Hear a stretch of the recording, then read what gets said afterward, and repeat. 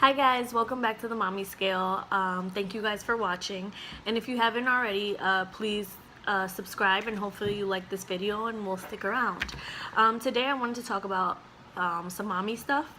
I have 5 tips for new moms or women who are pregnant currently watching this. I just wanted to talk about some things that I kind of like learned or did during my pregnancy and the first few months of having Mason. So let's get right into that. I'm gonna do like a countdown. So number 5 would be research. I'm not sure if everybody's like this because I think most people are not, but I'm like fascinated by pregnancy and how your body can do what it does to produce a child. So I did a lot of research on pregnancy and labor and delivery. I watched a lot of YouTube videos. I read books. I am really intrigued about the whole pregnancy process. I think it's amazing. I really do believe it is a beautiful time. I feel like it was the most wonderful time of my life so far. Just to know that you have this little person growing inside of you, and it's just an amazing feeling. At least for me. Not everybody has the greatest pregnancy, but I was lucky enough to have a good first pregnancy, so my opinion on pregnancy is very positive, and I know everybody's isn't like that. But like I said, research. So some of the books that I have on my iPad from when I was pregnant is of course the What to Expect When You're Expecting. I didn't read the whole thing. I kind of jumped back and forth to chapters that I thought were interesting. Excuse me. And Mason's like around touching stuff, so you might hear him in the background. I also have a book by Tia Mowry, and she talks about kind of things that people don't tell you when you're pregnant, or when you have a newborn, or whatever the case is. And she got really like detailed and like a little graphic about certain things that happen after and during your pregnancy, and it was just a really good read. It was funny, very light. I read it on my way down to DR for vacation one time, when I was pregnant, so it's good. Video wise, I watch weekly YouTube vlogs on pregnancy. So it was different women, and they would track their pregnancy by week. So every week I felt like I had someone to relate to, because if I'm 22 weeks, I can easily go plug in 22-week pregnancy update, and I could see someone who's going through the same things that I'm going through, basically having their baby move, hearing heartbeat on the ultrasound machine, and those types of things. So those were really helpful. I also watched the Ricky Lake documentary, The Business of Being Born. It's a great documentary, at least I thought it was. It talks about how the medical industry has kind of turned labor, pregnancy, and delivery into a commercial business, and how so many women nowadays are being pushed to have a C-section or get an epidural, when back in the day, women gave birth naturally. It is what your body is designed to do. But now it's so easy for people to be like, or for doctors to be like, oh, let's schedule your C-section, and everybody does it. Well, some people do it for convenience, and they're kind of like, yeah, let's go ahead and do the C-section. But then you come across, if you have one C-section the first time, you might not be able to do vaginal the next time, and you have to keep having C-sections for all your deliveries. So it was very interesting to hear that. A guru on midwifery is Ina May Gaskins. She has a documentary called The Farm. I actually haven't seen The Farm. I haven't been able to find it. I think I might need to order it on Amazon or something. But it was a group of women in the 70s, very kind of like hippie lifestyle, but they all delivered their own babies, and they picked up the not the lifestyle, but the experience of being midwives. And Ina has been a midwife for 70 years now, and she's like a guru for that. And for me, with it being my first pregnancy and reading so much, I knew I didn't want drugs. I knew I wanted to have a positive delivery experience, because delivering a child is a very traumatic experience, and it can be. And if you have a negative first experience, you're most likely not going to want to do it again, or you might not want to do it with that doctor or that hospital. So I was very adamant about kind of like being in control, or having a say in how my labor and delivery went. So those videos were very helpful. There was also a video from, I want to say it's Discovery Health Channel, but it's called The Ultimate Guide to Pregnancy, and it goes from women who are 4 weeks pregnant to 40 weeks, and then at the end you get to see a delivery. But it compared the fetus growing inside, how the woman is feeling, how the growth of the baby affects you, and those types of things. And that was really great too. It's a little bit older, so the footage is kind of dated, but it was an interesting read. For Malcolm, I will link, I can show you the book. I think it's on the bookshelf. I don't know. But for Malcolm, to help him out, I thought it was funny, but they have a book called From Dude to Dad, and it's kind of like the men's guide to being a dad. And it talked about how to deal with your wife being pregnant, or how to change a diaper, and just simple things like that. But for him, it was an interesting read, because obviously Mason is his firstborn as well. So it was nice for him to have a little guide, or a little sense of what it was going to be like. We did go to childbirth class and those types of things, but you know, you have to invest a little time, if you have it, or if you're that type of person, into figuring out what it is that you want your pregnancy, labor, and delivery to be like. That was kind of long. But number 4, and of course Mason is jumping in our video as always. Say hi, May. Hi, Mar. No, say hello. Say hi. Hi. Okay, so here, you can write down that. So number 4, advice. As a new mom, everyone and anyone is going to want to give you advice. You need to take it with a grain of salt. Girl, don't let it get to you. Because when you're pregnant, or when you have a newborn, everybody just thinks that they know how you and your child operate, and it's just not the truth.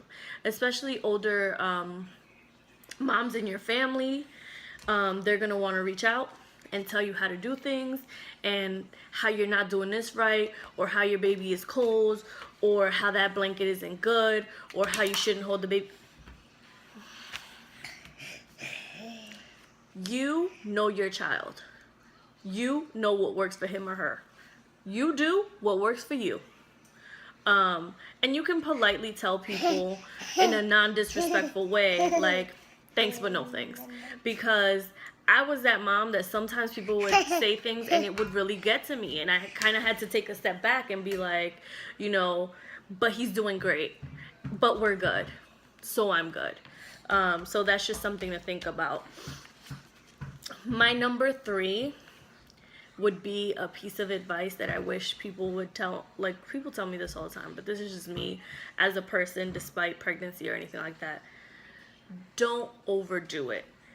Know your limits when it comes to what you can do as a new mom. Taking care of a newborn, especially if you're breastfeeding exclusively, is a 24-hour job. There's like no time off when you really think about it. And it's very easy for you to get into a situation of, oh, well, he's asleep, let me go do some dishes. Oh, well, the baby's asleep, so let me go clean the house.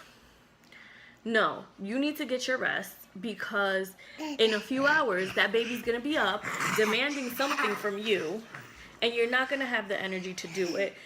Being a new mom and breastfeeding takes a toll on your body. It takes a toll on your mental, and it definitely is an emotional strain. So you need to make sure that you're doing what you need to do for you. You need to be eating healthy. You need to make sure that you're getting enough rest. And obviously, as a new mom, there never is enough rest. There just isn't. But you need to sleep when the baby sleeps. And people say that a lot, but it's the truth. If that baby's taking a nap, well, Mason will take a nap, and this still happens on the weekends sometimes. If he goes down for a nap, I'm going down. Because of the fact that when he gets up, he's ready to go, he's energized, but I'm not, because I'm sitting here doing anything and everything. The people in your household, your man, if your mom or mother-in-law is with you, you know, whoever lives with you or is staying with you at the time of you being a new mom, they're there to help. Use them. And I know that's easier said than done, especially for me. I know if some of my friends are watching, they're like, Julie, please, you don't take your own advice. But yes, use them. If they're here to be a resource, let them be a resource for you. And if you need to give that baby up for an hour or two for you to take a nap, it's okay.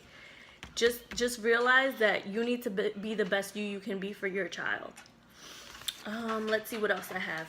2, breastfeeding. It's amazing. It's the greatest bonding experience you can have with your child, I feel like. And of course, there's so many health benefits that come with it, but it is not for everyone. It may not happen for you, and you need to be realistic in that. It may not happen for you as long as you'd like, which is what happened with me. And you need to be willing to accept those changes and those challenges that come along with breastfeeding. It is a full-time job. It does take a large toll on your body. And it takes a toll on you emotionally, because if you're planning to exclusively breastfeed your child and something doesn't go the way you planned or saw it in your mind, you're going to have a breakdown. Let's be honest. I'm going to make a whole other video on breastfeeding, and I'll talk about the breast pump that I have and those types of things. But my dog is like tearing up a toy over here. But it will take a toll on you, and you just need to be cognizant of the fact that it might not work for everyone the way it did for your friend, for your mom, or whatever the case is. And that's okay. As long as your baby is getting the nourishment that he or she needs, whether it be from breast milk or formula, it's fine. And my number 1 tip... Nose? Where's your nose? Nose, you're so smart. Oh my goodness, yay! You're so smart, baby. My number 1 tip, and this goes for you being pregnant and for you as a new mom, take time for yourself. And again, easier said than done, because there's only so many hours in a day. And there's so many things that you need to get done, and so many things that your child needs at a certain time, but you have to do it for yourself. And as a new mom, I discovered real quick that my showers were something that I could not compromise. My shower time was my shower time. Mason, what? When I handed Malcolm Mason, or Mason was asleep and I went to go take a shower, I wasn't compromising on that time. It was my relaxation time, my time to reflect on the things that had happened that day or that evening, and just decompress and get ready for the next few hours that I was going to have to deal with. And those types of things. For you, it might not be taking a shower, but trust me, when you're a new mom, a shower is an amazing thing. And especially if you get to do it by yourself. When I was home alone with Mason, it was me, Mason, and the dog in the bathroom. So you got to take it when you can. And like I said, rely on other people. Like, your partner should, because that's not always the case, around to help you. And if you don't have them, you might have maybe your mother-in-law, your mother, your sister, whoever that is around. Make sure you take a little time for yourself, even if it's to pray, to meditate, to exercise in some cases, just to do something that helps you de-stress. Because this time, as amazing as it is and as short as it is, because people will tell you, and from seeing it myself, they grow really fast, and the time just flies by. But you need to make sure that you're doing what's best for you. And that includes staying healthy mentally, physically, and emotionally. So those are just some of the things that I thought about that I kind of wish I had known prior to having Mason. I hope that it brings some type of insight to you. Maybe you're going through a little struggle right now in new mommyhood, or maybe you're pregnant and you wish that, you know, people would be real with you and tell you kind of sort of what to expect. Every baby is different. Every mom is different. But just little tidbits. So I hope that you guys enjoyed the video. I hope you'll subscribe and watch some more videos. I am planning to do a must-have videos, or a kind of things that we use the most our first year, or still currently use for Mason. I want to do one on breastfeeding, and I am going to do a labor and delivery story so you guys can get like a sense of what that was like. I don't have any video footage of that, but I might have some pictures to share and those types of things. So thank you guys for joining us. Like I said, please subscribe, please come back, and you guys have a great weekend. We'll see you next week with some new videos. Say bye, May. Say bye-bye.